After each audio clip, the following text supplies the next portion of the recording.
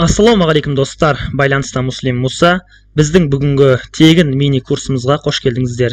Біздің тегін мини курсымыздың тақырыбы нөлден бизнес ашып, алғашқы клиентіңді бір күнде табу үшін не істеу қажет. Бұл жерде нөлден бизнес ашу деген кезде онлайн, офлайн бизнес, товарный бизнес, инфо бизнес, жалпы кез келген бизнес түрі кіріп кетеді. Достар, менің айтатыным, жалпы осы кезге дейін сан ғасырлар бойы адамдар бизнес ашайын десе рисктан қорықты. Мен қазір бизнес ашсам, бизнесім жүрмей қалатын шығар, клиент келмей қалатын шығар, банкрот болып қаламын, лучше осы жұмысымды істеп жүре берейін, осы табысым да жетеді, алдыға өсуді ойламады. Былайша айтқанда, бизнес ашайын десе қорықты да, былайша айтқанда риск болды, қатты риск болды. Достар, осы мәселенің шешімі табылды. Бұл видео сабақты, жалпы бұл тегін мини курсты міндетті түрде аяғына дейін көріңіз. Казнетті бұл мини курс жаратын болады.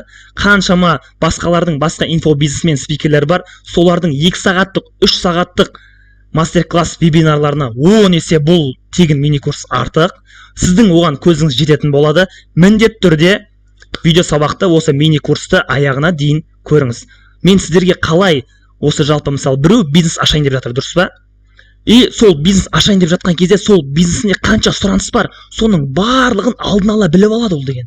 Мысалы, мен сантехника бизнесін бастайын деп жатырмын, менде риск бар, сол рискті жою үшін мен алдын ала барлығын біліп аламын. Бұл сантехника бизнесіне Алматы, Шымкентте қанша сұраныс бар, соның барлығын алдын ала біліп аламын. Содан кейін тестировать етіп мен сол бизнесті бастап көремін. Енді достар, жалпы біздің тегін мини курсымызда қандай тақырыптар қолданылады, соны сіздерге айта кетейін. Мини курсымызда ең алдымен жалпы ниша таңдауды үйренетін боламыз. Себебі қазір таңда білесіздер, қаншама адамдар немен айналысайын әлі білмей жүр. Нақты немен айналыссам болады, не сатсам болады, немесе қандай бизнеспен айналысамын, өздеріне нақты жүректеріне жақын жалпы нишаны таңдай алмай жүр. Сіз осы тегін мини курста өзіңізге ниша таңдауды білетін, жалпы ниша таңдауды үйренетін боласыз. Және де достар, сол таңдаған нишаңызға, сол нишаның, яғни айналысайын деп жатқан бизнесіңіздің жүретінін, жүрмейтінін сұранысты анықтайтын боласыз. Бұл революция, достар. Бір инструмент бар, сол инструмент арқылы сіз мысалы бір бизнеспен айналысайын деп жатырсыз. Сол бизнеске қанша сұраныс бар? Алматы қаласында қанша сұраныс бар? Алматы қаласында қанша адам іздейді сол бизнесті? Мысалы, сантехника бизнесі. Сантехника бизнесіне Алматыда, Шымкентте, мысалы, Ақтауда қанша сұраныс бар? Мысалы, ремонт мягкий мебель бизнесі, ол бизнеске қанша сұраныс бар? Соның барлығын сіз білесіз, алдын ала білесіз. Сол статистиканы көргеннен кейін барып тұрып, бизнесіңізді бастайтын боласыз. Сұранысты анықтағаннан кейін, сол өзіңіздің таңдаған нишаңызға сәйкес клиент әкелетін сайт структурасын білетін боласыз. Яғни сізге сайт не үшін қажет? Сайт сіздің сайтыңызға клиенттер кіріп, сізге ары қарай заказ береді. Яғни өзінің проблемасын шешіп беруін сұрайды, немесе бір товарды сатып алуын сұрайды деген сияқты. Және достар, кез келген бизнесте клиент сізді өзі іздеп келетін әдісті қолдануды білетін боласыз. Бұл да тоже революция. Прикинь, сізге өзі келеді клиенттер. Мен сантехника үйімде осындай раковинатан бұзылып қалып еді, жасап бересіз ба деген сияқты сізге өздері хабарласады, сізді өздері іздейді. Бұл тоже революция, достар. Және де айтарым, кез келген бизнесті дамытатын нәрсе әрдайым клиент болып отыру керек.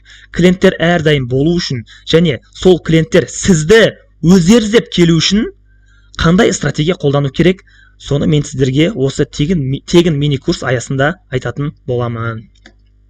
Достар, келісіп алайық. Мини курстың соңында мен сіздерге өте мықты ұсыныс айтатын боламын. Сол себептен міндетті түрде аяғына дейін көріңіздер. Мини курстан соң кез келген бизнесті интернет арқылы нөлден дамытуды, және де нөлден бизнес ашуды, және әрдайым клиент сізді іздеп келіп отыратындай қылып жасауды үйрететін маман бол курсы сіздерге ұсынылатын болады.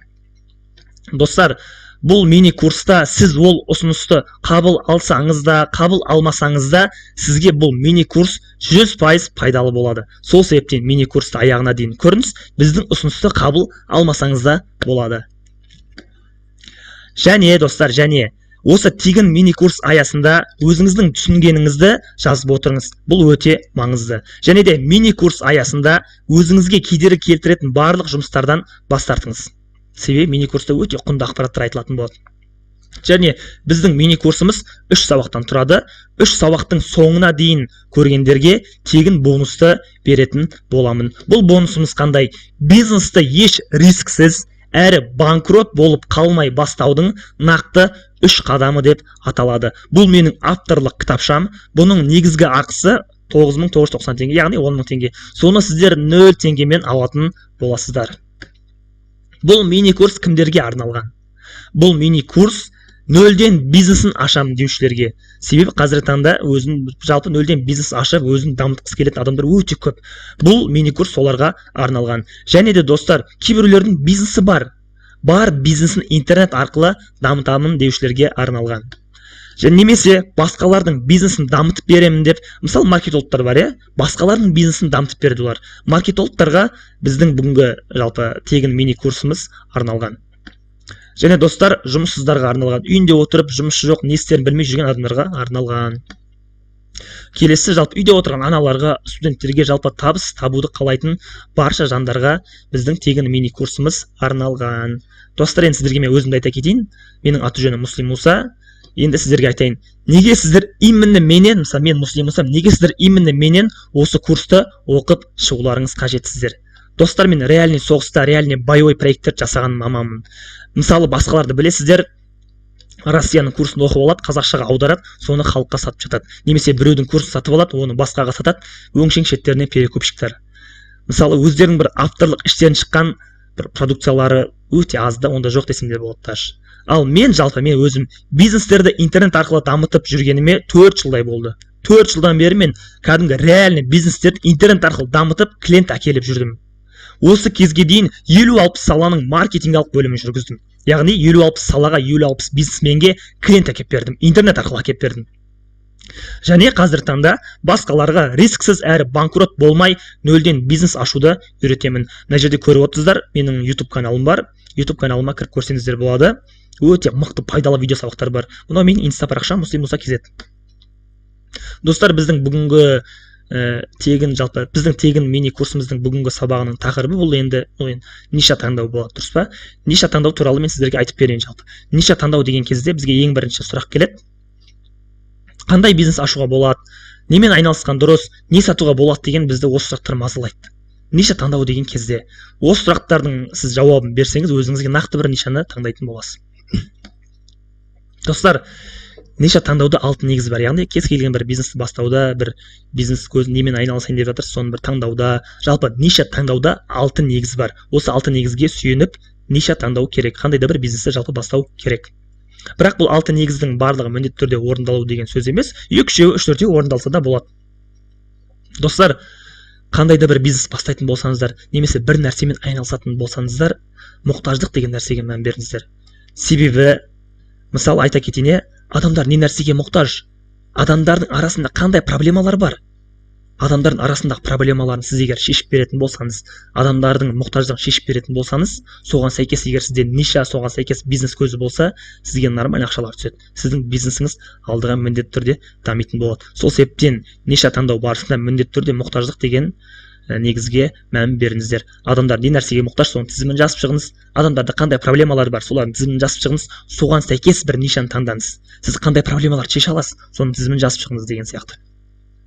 Және достар, екінші негіз ниша таңдаудағы бұл бізде бағаның арзандығы. Себебі кез келген бизнесті бастаған кезде сізде міндетті түрде конкуренттер, бәсекелестер болады. Сіз міндетті түрде солардан бағаны бір саты төмен қоюыңыз керек. Мысалы, бір сантехник бизнесмен. Сантехника саласында жұмыс жасайды. Жалпы нарықта сантехника бизнесі бойынша бір үйдің сантехника мәселесін шешіп беру 10.000 теңге дейді. Бірақ сіз конкуренттерден 1000 теңге болсын арзан жасаңыз, 7000 теңге немесе 9000 теңге жасаңыз, конкуренттерден 100 теңге болсын, 1000 теңге болсын арзан жасасаңыз, клиенттер сізге қарай жүгіретін болады. Действительно, достар, бағаны кішкене ғана арзан қылыңыздар, солай сіздердің бизнестеріңіз дамитын болады. Достар, келесі негізіміз бұл бізде сапа. Қандай да бір проблеманы шешсеңіз де, қандай да бір қызмет түрімен айналыссаңыз да, өзіңіздің жұмысыңызды сапалы жасаңыз. Немесе қандай да бір товар сататын болсаңыз, товарыңыз сапалы болсын. Әрине сіз ойлауыңыз мүмкін, сіз бағаны арзан қылам, еще сапалы болу керек, мен оны қалай жасаймын деп. Достар, соның шешімін табу керек. Ойланып, анализ жасап, осыған сәйкес нишаны табуға әрекет жасау керек. Сол кезде сіздердің бизнестарыңыздың жүріп кету ықтималдылығы өте жоғары болады. Және де достар, келесі біздің негізіміз бұл бізде жылдамдық. Жылдамдық деген кезде бұл қызмет түріне де сәйкес болады, немесе товар сатуға да айтсақ болады. Мысалы, сіз товарды сатасыз, дұрыс па? Сізге бір доставкамен айтты, маған осындай товарды әкеп беріңізші деп. Негізі нарықта жалпы 3 күн ішінде, 2 күн ішінде товарды апарады. Бірақ сіз бір күн ішінде немесе жарты күн ішінде оған товарды клиентке жеткізіп берсеңіз, клиент сізге риза болып қалады, тағы да сізге ол міндетті түрде заказ беретін болады. Ал мысалы қызмет түріне айтатын болсақ, бір адам жалпы бір үйдің натяжный патологын, жалпы рынокта, нарықта натяжный патологты, бір үйдің натяжный патологын 2 күнде жасап бітірсе, сіз бір күнде жасап бітіріңіз, жылдам қимылдаңыз. Сол кезде сіздің бизнесіңіз алдыға міндетті түрде жылжитын болады. Және де достар, келесі бізде бұл негізі конкуренция негізі. Яғни кез келген бизнесте мен айттым, конкуренция, бәсекелестік міндетті түрде бар. Достар, конкуренттерді міндетті түрде әрдайым анализ жасап жүріңіз. Конкуренттеріңіз, бәсекелестеріңіз не істеп жатыр? Сайттарын қараңыз, Инстаграмды қараңыз, оларды анализ жасаңыз. Олардан бір шаг алдыда жүруге әрекет қылыңыз. Қарап отырыңыз, олар бағаны арзандатты ма? Сіз де кішкене арзандатуға тырысыңыз. Олар мысалы өздерінің услугасына тағы бір нәрсе қосты ма? Сіз де мына жақтан сол услуганы қосыңыз, артықша қосыңыз. Былайша айтқанда конкуренттен бір шаг алдыда әрдайым жүруге әрекет жасаңыз. Сол кезде бизнесіңіз жақсы жүріп кетеді. Яғни бұлардың барлығы ниша таңдауға сәйкес, яғни бизнесті жалпы жүргізу деген сияқты. Келесі риск, достар. Достар, мынандай нәрсе бар жалпында. Мысалы, қазір таңда біреу грузчик болып жұмыс істейді, біреу охранник болып жұмыс істейді. Жалақысы небәрі айына 100 000 теңге дейге. Сол 100 000 теңгені бірден бизнесқа салмаңыздар. Мен новый бизнес басам, мен мынандай нишаны таңдадым деп, сол 100 000 теңгенің барлығын бірден бизнесқа салмаңыздар. Ол кезде точно банкрот боласыздар. Рисковать еткенде де абайлап, сол 100 000 теңгені, 30 000 теңгесін, 20 000 теңгесін, 50 000 теңгесін сол бизнеске салып, тестировать етіп жұмыс жасап көріңіздер. Ешқашан крупный сумма, үлкен соманы бірден бизнеске салмаңыздар. Бірінші тестировать етіп көру керек. Достар, бүгінгі менің жалпы тегін мини курсының бірінші сабақ сіздерге пайдалы болды деген ойдамын. Келесі сабаққа дәл қазір доступ алу үшін 11 санын WhatsApp-қа жазып кетіңіз. Мен сізге келесі сабақты жіберетін боламын.